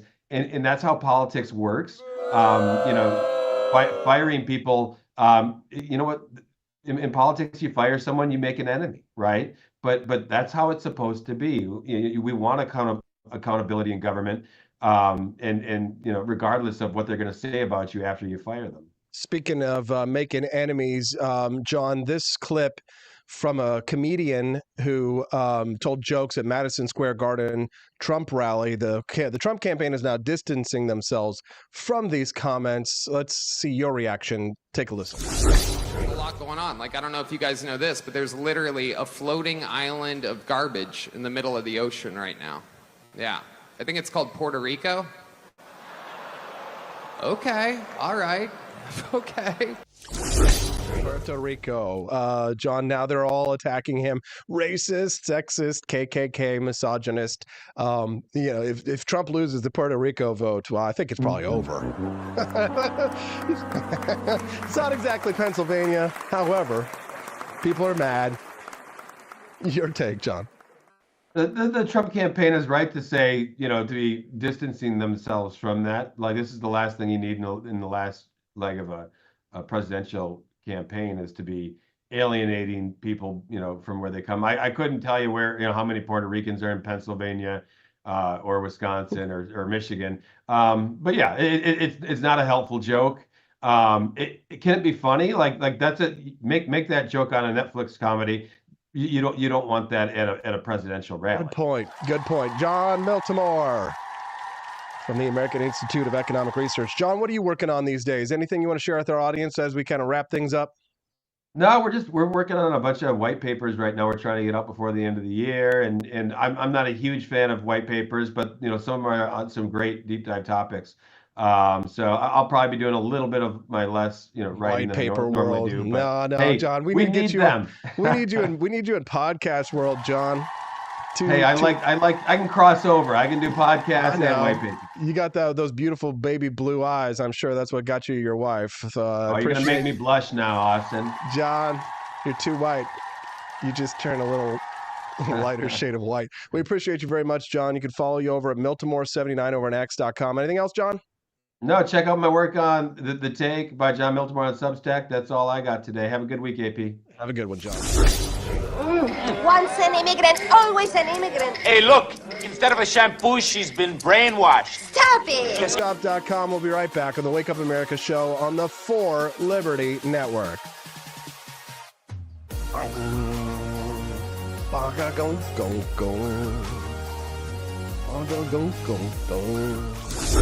Today's bonus content. We appreciate your financial support as we continue to expand into more ambitious projects on the 4 Liberty Network. Today, ask the question, Are books and brains weapons? The U.S. government thinks so. Are books and brains weapons? The U.S. government seems to think so. Under federal law, sending items like user manuals or algorithms can be akin to exporting weapons. In 2011, Oleg Tishchenko, an avionics programmer, logged onto a forum and made a simple request for shipping help. He wanted an F-16 flight manual, unavailable outside the U.S., shipped to him in Russia. Tishchenko's job was to replicate real-life aircraft operations in simulation games. Flight manuals were crucial for this detail, yet some forum users cautioned him about U.S. weapons laws. He dismissed the warnings, thinking the forums were overly cautious, as similar manuals were available on other websites without issue. However, his post attracted unwanted attention. His eBay account was banned and an undercover agent approached him online. When he applied for a German visa, he was flagged for a weapons smuggling investigation. In 2018, Tishchenko was arrested in Georgia and handed to U.S. Marshals. He pled guilty to violations and was sentenced to time served before being sent back to Russia. The incident turned into a running joke among video game fans, with some posting military documents online, despite the legal risks. Weapons manuals, though not blueprints for making weapons, are considered munitions under U.S. regulations. This means sharing them with foreigners can be treated like exporting bombs. Beyond manuals, the U.S. government has similar views on information like encryption algorithms, once classified as munitions, restricting their export. Numerous technologies, from satellites to medical equipment, face strict export controls under dual-use regulations, impacting scientists and businesses alike. Penalties have been severe, with companies like Seagate Technology facing massive fines for violating these rules as enforcement tightens further. While intended to prevent arming potential enemies, these laws have extended beyond traditional weaponry, affecting global technological and scientific collaboration. The U.S. has used export controls as a strategic tool, impacting industries and scientific progress, sometimes treating harmless items as potential threats. Cryptography highlighted public policy issues with export controls, with pioneers like Phil Zimmermann facing legal challenges for making encryption accessible. Zimmermann's PGP software helped ordinary people secure communications, sparking government scrutiny amidst wider debates on privacy and security. Public backlash eventually led President Clinton to relax these controls, though tech companies still had to notify authorities before releasing encryption software. The U.S. government has also targeted scientists for international collaborations, as seen in the case of Iranian researcher Masoud Soleimani. Soleimani sought protein samples for medical research, unaware that his actions would lead to federal scrutiny and criminal charges. Despite the benign nature of the research, U.S. authorities labeled it suspicious, building a case against multiple scientists involved. These incidents highlight the tension between national security and scientific advancement, affecting global collaboration in various fields. Export control laws rooted in historical context now pose challenges in the modern era, impacting innovation and cross-border cooperation. As geopolitical tensions rise, these laws continue to shape global dynamics, raising questions about their broader implications and effectiveness. The balance between security and scientific freedom remains delicate, with ongoing debates about the reach and rationale of export controls. Ultimately, such regulations underscore the complexities of modern governance as nations navigate the intersection of technology, security, and collaboration.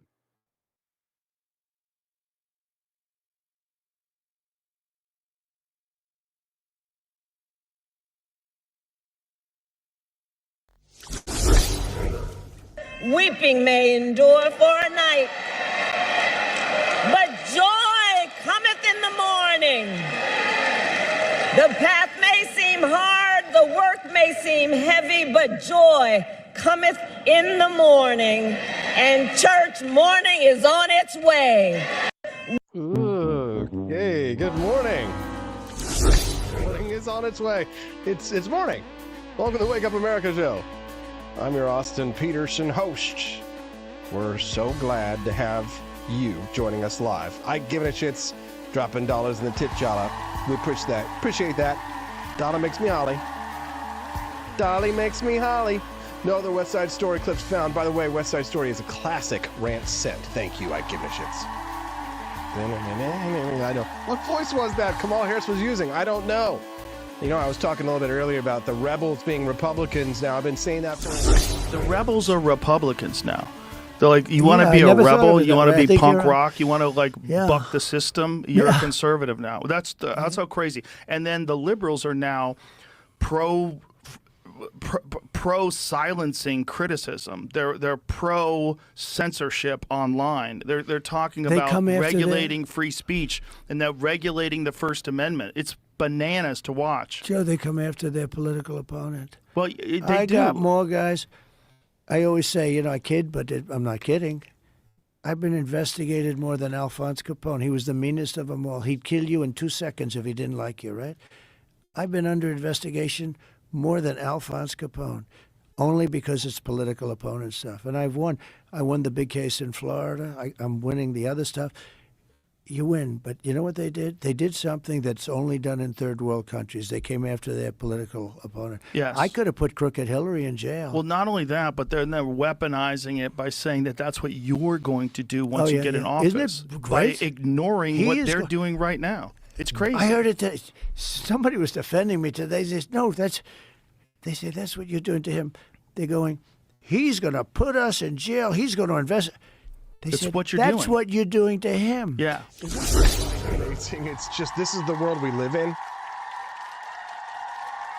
Don't forget to click like and subscribe. I want to remind you, my friends at rumble.com have got a great offer for you. Free stickers. If you're ready to show your support for Donald Trump, you can do it in style.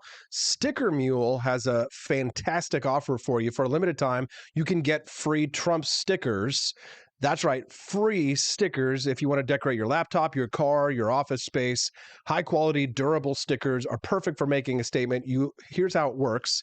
Head over to stickerpack.com. You can see the QR code there on your screen. Stickerpack.com. That's P-A-C, stickerpac.com. Sign up, claim your free stickers. Don't miss out on this exclusive offer. Stock is limited. The election's coming up, so act fast. Get your free stickers at stickerpack.com. Free Trump stickers before they're gone. Sticker, STICKERPAC.com. Thank you, Rumble. Thank you, Sticker Pack. We appreciate that opportunity there to earn a little scratch. Speaking of scratch that like button. It's the Wake Up America show. I Given a Shit says Sticker Mule is awesome. He uses them. That's cool. Check him out over at stickerpack.com.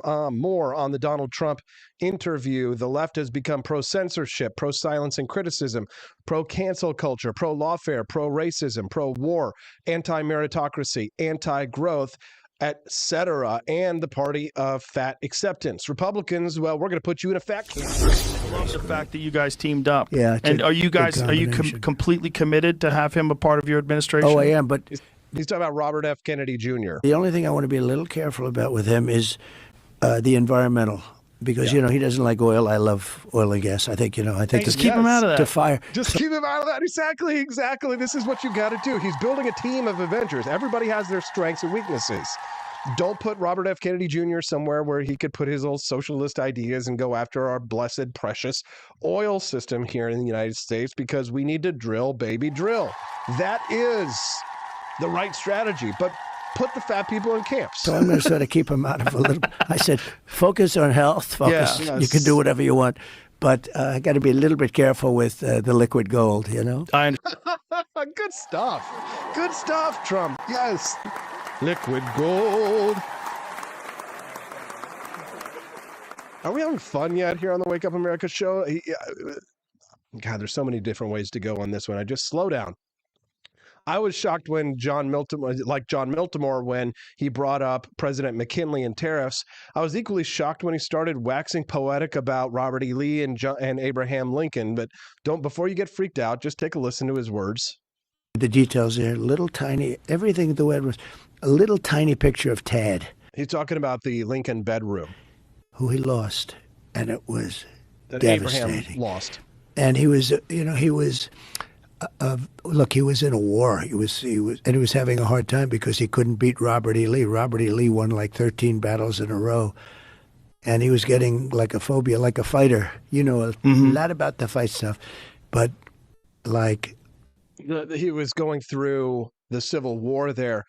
Surprised that he was talking about Robert E. Lee and could do so so clearly and lucidly. What do you think Kamala Harris knows about Robert E. Lee? She doesn't know about Robert E. Lee. I go first.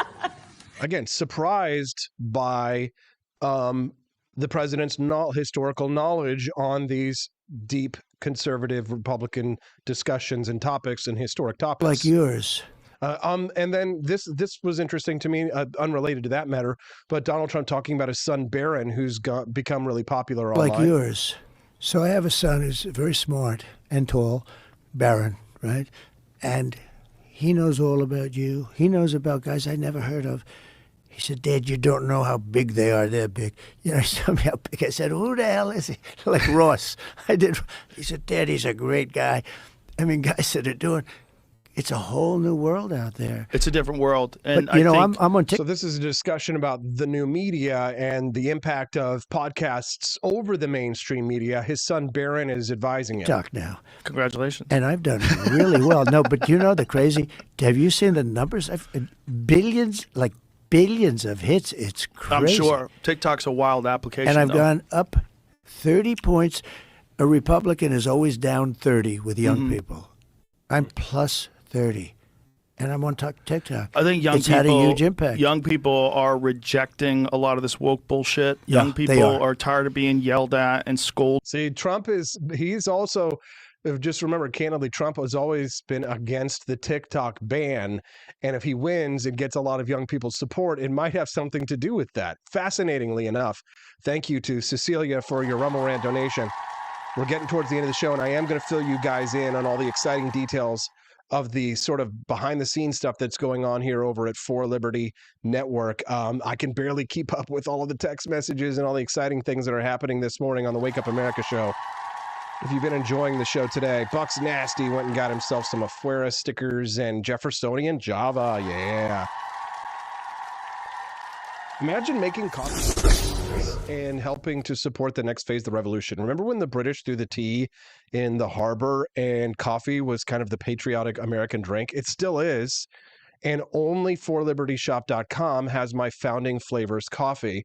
Thomas's Painkiller is my number one. It's delicious. It's my favorite, this Colombian single origin. But the Franklin's Electric Elixir is a good starter pack for people who haven't tried my coffee yet.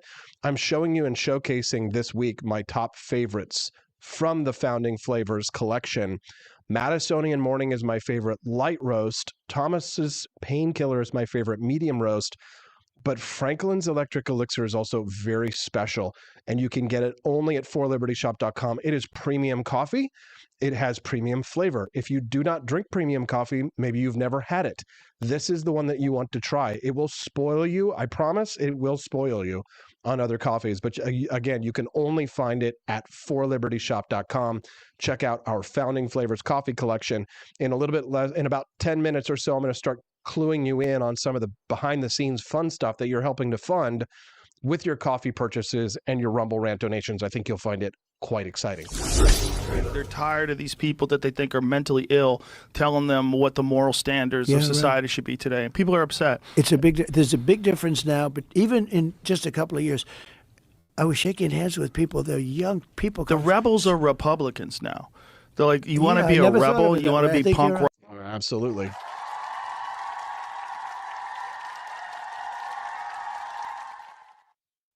Yeah, I just think 6 weeks from now we could be facing down the barrel of this Donald guy. Trump has descended into madness over the last few weeks. And I think some of you don't miss on this. Go do your Google on this. Donald Trump's got this big rally going at Madison. Dude, go do your Google on this one. That's Tim Walz. Maybe you should Pokemon go to the polls. Square Garden. There's a direct parallel to a big rally that happened in the mid-1930s at Madison Square Garden. And don't think that he doesn't know for 1 second exactly what they're doing there. Yeah. He's from New York City, asshole. He's gone to many New York Knicks games. Was that a Nazi rally? Joe Biden starting to change their tune when it comes to the illegal immigration problem. Maybe too little, too late. He has literally spoken out and said he's opposed to. And his new the wealthiest man in the world, now his ally, right? Well, that wealthiest man in the world turned out to be a legal worker here when he was here. Elon Musk. Oh, I'm serious. He was supposed to be in school when he came on a student visa. He wasn't in school. He was violating the law. And he's talking about all these illegals coming our way. So they suddenly care about illegal immigration.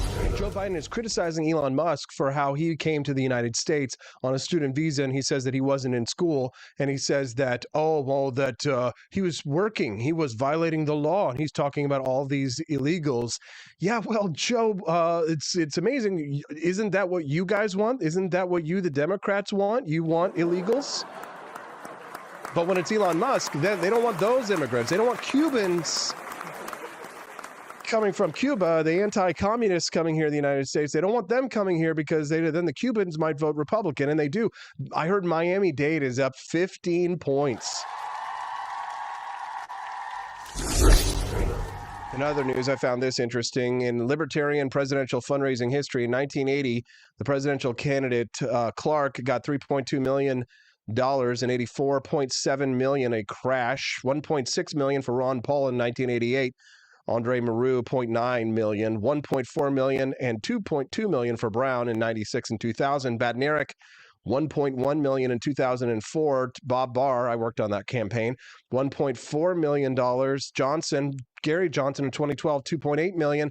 2016, the year that I ran against Gary Johnson raised $11.7 million. Joe Jorgensen crashed to $3.4 million, and Chase Oliver this year to a paltry $0.4 million. It's the lowest of any libertarian presidential candidate in history. I think it says something there about where people's hearts and minds are. Speaking of winning hearts and minds, Democrats, are they really winning hearts and minds with this kind of rhetoric? I got to ask myself, well, why on earth is this race even close?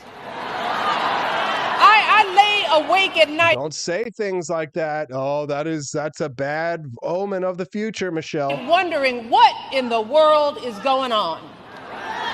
And it's clear to me that the question isn't whether Kamala is ready for this moment, because by every measure, she has demonstrated that she's ready. The real question is, as a country, are we ready for this moment? Yeah, I think that this is kind of baskets of deplorable stuff. I'm sorry, I didn't know that was going to be up there, but it's a great plug. Does everybody know Sour Patch Lids over on X? She used to work for Tim Pool, but now she kind of does her own thing. She just kind of out of the blue last month ordered some Founding Flavors coffee for herself. Franklin's Electric Elixir and Adams' Patriotic Perk. And I just wanted to show her off and say thank you. What else do we have over here? Oh, yeah, this is so we're getting to the end of the show, so we're starting to change subjects. It's going to be hopping around a little bit as I play these clips before I talk to you a little bit about behind-the-scenes stuff happening with the For Liberty Network. But Ben Shapiro got debated by a transgender, mentally ill woman who I really appreciate their attempts to appear like a man. Kamala Harris's extreme pro-abortion stance is morally indefensible. Okay, we're gonna take this chair. Look at that. Hey, Ben. Oh, like a bro, my friend. All right. I'm a transgender man. Okay. I've experienced SA. Okay. And abortion rights affect me directly. So, if we're talking about the American dream that you live, why don't I have access to that? Because there's no legislation, in the history of America, that legislates a man's body. So why does mine have to be legislated? I've got a vagina. I'm not in. Bro, what? What? Hit every button. Hit every button. Hit every button. Oh, hell no, man. What the f, man? Get your ass on, boy. Get your goddamn. Sign of Jonah asking the real question says, AP, does Rumble take a percentage of the rants? They do. They take a percentage of the rants, but not your monthly subs. support the Wake Up America show and give 100%, I recommend that you head over to my wakeupamericashow.com website and become a monthly supporter. We haven't ordered the Christmas cards yet, so there still is time to become a $17.76 a month supporter. And now this is the towards the end of the show, so I'm going to start to move away from the content so much over to more kind of behind the scenes discussions, things that are going on. This is more for like hardcore super friends of the Wake Up America show and the For Liberty Network guys. So if you're here for content, I know we have like hundreds of people watching us on Rumble, and many of you guys don't know me very well, and maybe it's your first time watching this show. So this content, the discussion for the next 10 minutes until the show ends is going to be kind of inside baseball. Love to have you stick around, be glad to have you here, but I also don't want to disappoint you and you're like, I want to hear about Trump. I want to be respectful of your time. So just FYI, the show ends in about 10 minutes. And now I'm going to finish off with some discussions about what's happening over here with the Wake Up America show, the For Liberty Network, and the very ambitious projects that we are embarking on here. Thanks to the financial support that you guys have done. So if you become a monthly contributor to the Wake Up America show, what are you supporting? Not just the Wake Up America show, but two brand new shows on the For Liberty Network, Culturama and Liberty Tonight. So what has been going on? 2 years ago, I launched the Wake Up America show. I left radio and I went it alone, and I put my life, my fortune, and my sacred honor on the line to build a new Liberty Network to make liberty great again. Because let's be honest, we've been down in the dumps. It's not quite Puerto Rico, island of garbage, but it's close. It's not Haiti yet. We're not eating each other alive. Well, maybe you could say metaphorically speaking, we are eating each other alive. But now more libertarians than ever are on the Donald Trump train. We are starting to build a coalition again and being accepted as an intellectual force of our own in the MAGA coalition, taking our place at the table and being hopefully represented in the next administration. This could be huge for us, but it's important that when we take our position, when we strike at the black heart of the deep state, and I tweeted this earlier this morning, that we lock in our gains, that when we make America great again, that the left can't just come 4 years later and pick up the pieces and move on. We need to put the chocks in behind the tires in the gains that we make for liberty in the next 4 years. We need judges who are willing to be constitutional, more Neil Gorsuches like at the Supreme Court, right?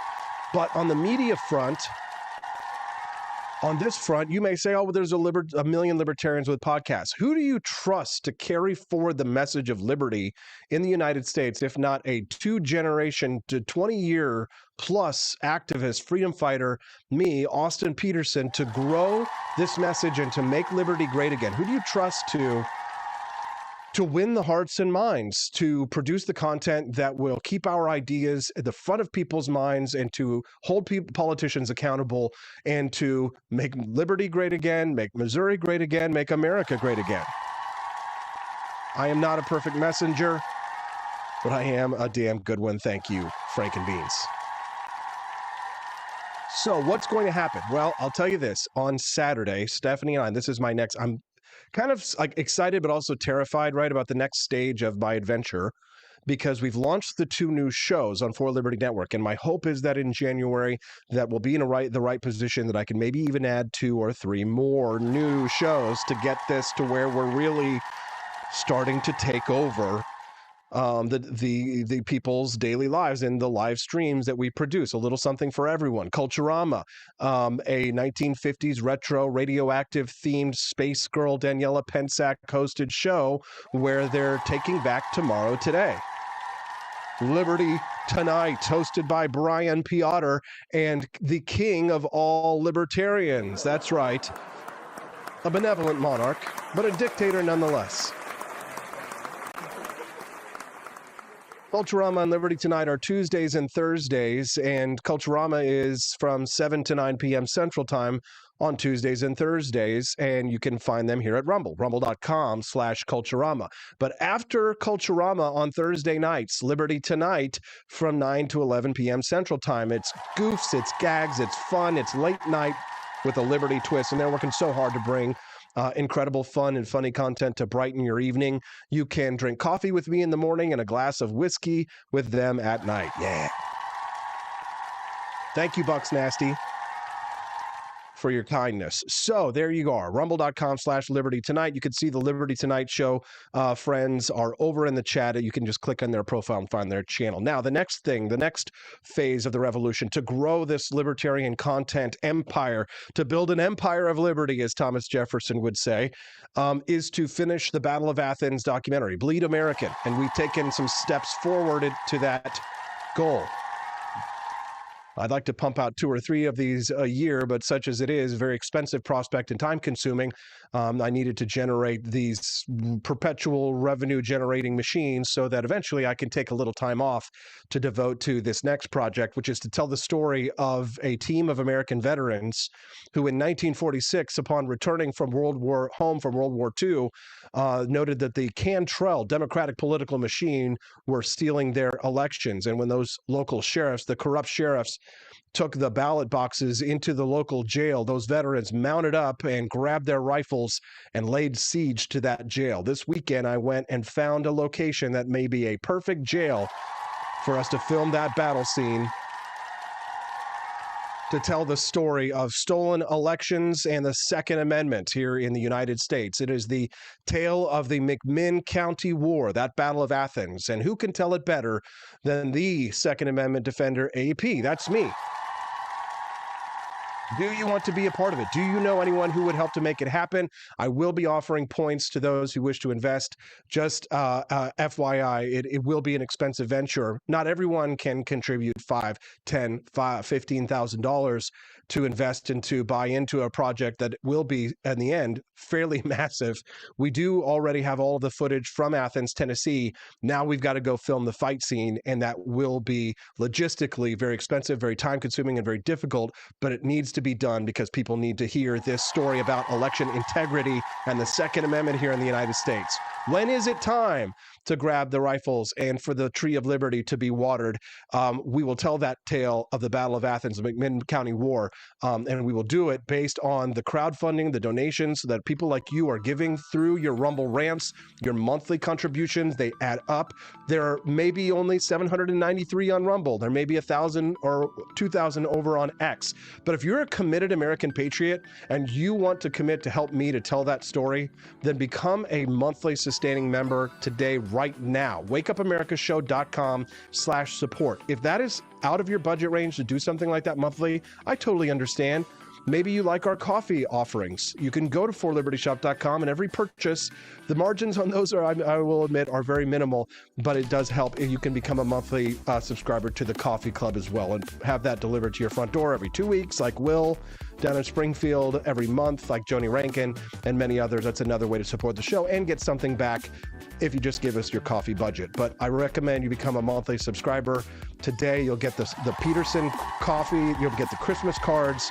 Andy, the Give Sun Go link we have to refresh because that was for the initial phase to produce all the content in Tennessee. Now we've got to go set up another GoFundMe for the next phase, which is, but Andy, I think you probably want to talk to me about the investment side of things, because I think I'm going to offer points for certain levels of contributions in order for us to finish it. And then you can get a profit on the back end should the documentary make money. But of course, it is a story of those who do give their lives and, like Andy, their fortunes. And of course, me laying my family's name and bring them all here and involving them in this risky venture, their sacred honor. So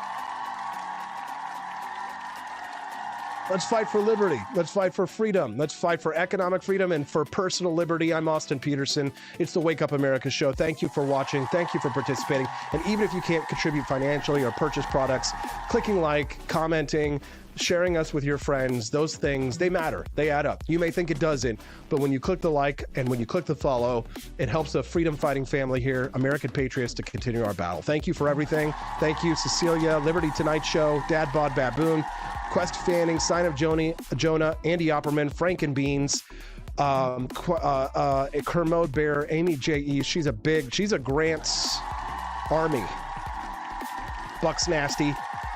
My smoking, of course, thank L Dubs, and of course my smoking hot, sweet libertarian wife Stephanie. I'm coming home to you, baby, as soon as I cut the audio version of the podcast.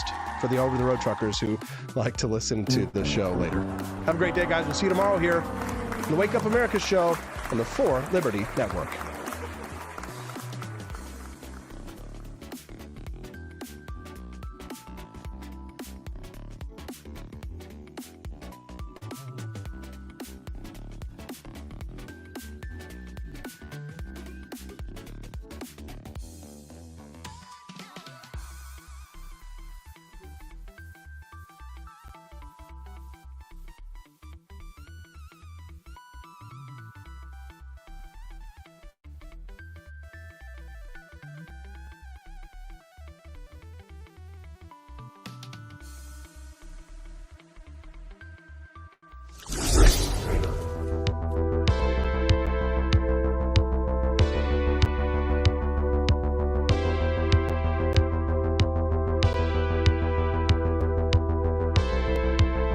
Are you tired of the strange radioactive effects of leftist culture?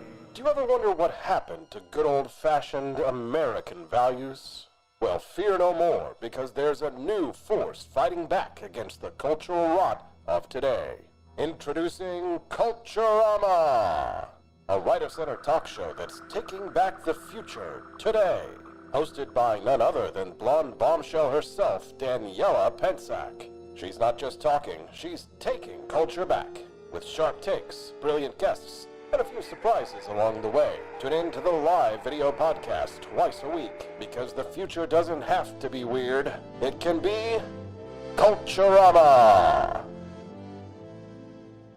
If there wasn't going to be somebody who was a fiery champion of liberty, somebody who would get out there and who would be aggressive, and if they wouldn't do it with more fire or passion than I had, then I would go and I would fight this battle for us. I've fought for the principles that we all share. Parties tend to be secondary to me. We're here because we believe in the principles of liberty. I am not a perfect messenger, but I think I'm a damn good one. This is a replica of our first president's flintlock pistol. You have my full support, my respect, and my gun.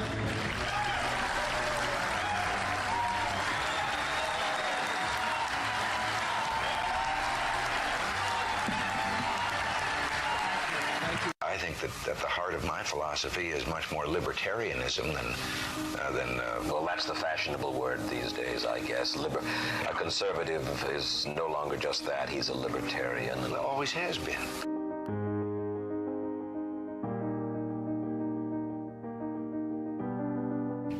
Yet any time you and I question the schemes of the do-gooders, we're denounced as being against their humanitarian goals. They say we're always against things, we're never for anything.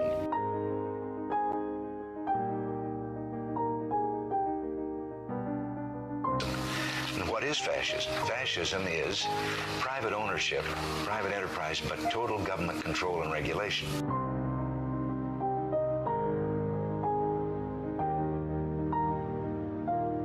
Well, the trouble with our liberal friends is not that they're ignorant. It's just that they know so much that isn't so.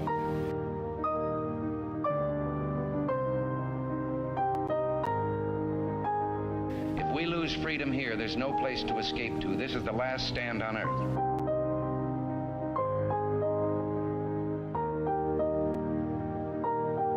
This is the issue of this election.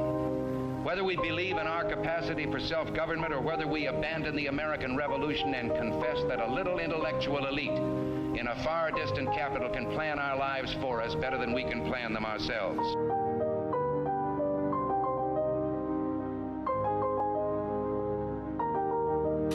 Conservative, so-called, is the one that says less government, get off my back, get out of my pocket, and let me have more control of my own destiny.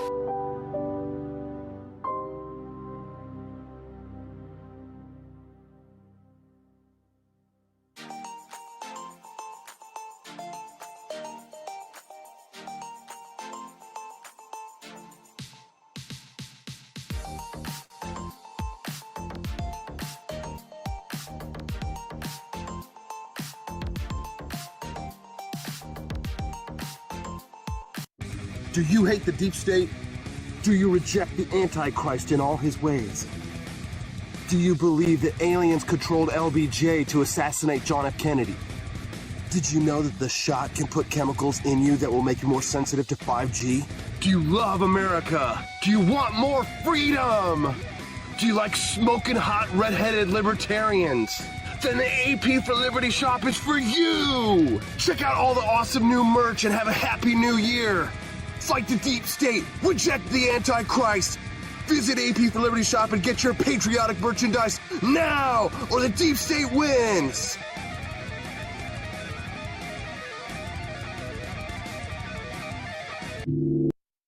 Feeling haunted by high prices and big government? Don't be a ghost of your former self this Halloween.